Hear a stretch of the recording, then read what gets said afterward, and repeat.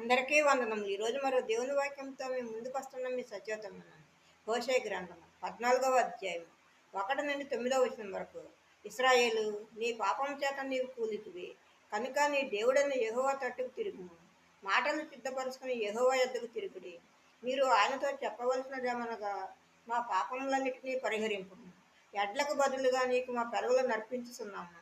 నీవు అంగీకరింపదగినవి అవే మాకున్నవి. అశూరీయుల చేత రక్షణ నందగోరము. మేమికను గుర్రములను ఎక్కము.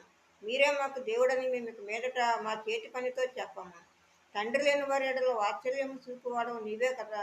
వారు విశ్వాసఘాతకులు కాకుండా నేను వారిని గుణపరుచుదును. వారి మీద నా కోపము చల్లారెను. మనస్ఫూర్తిగా వారిని స్నేహితును. చెట్టునకు మంచి ఉన్నట్లు నేను అతని కొందును. తామర పుష్పం పెరిగినట్లు అతడు అభివృద్ధి నందును.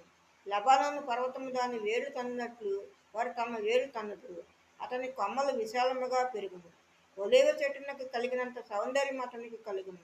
లబానోనుకున్నంత సువాసన అతనికి ఉండును. అతని నీడయందు నివసించేవారు మరలి వత్తురు. ధాన్యము వలె వారు తిరిగి మొలుతురు.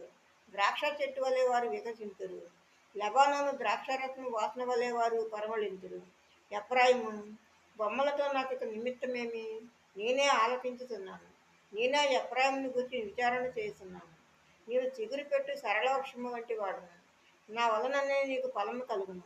జ్ఞానులు ఈ సంగతులను వివేచింతురు. బుద్ధిమంతులు వాటిని గ్రహింతురు. ఏలయనగా యెహోవా మార్గములు చక్కనివి. నీతిమంతులు దానిని అనుసరించి నడుచుకుందరు.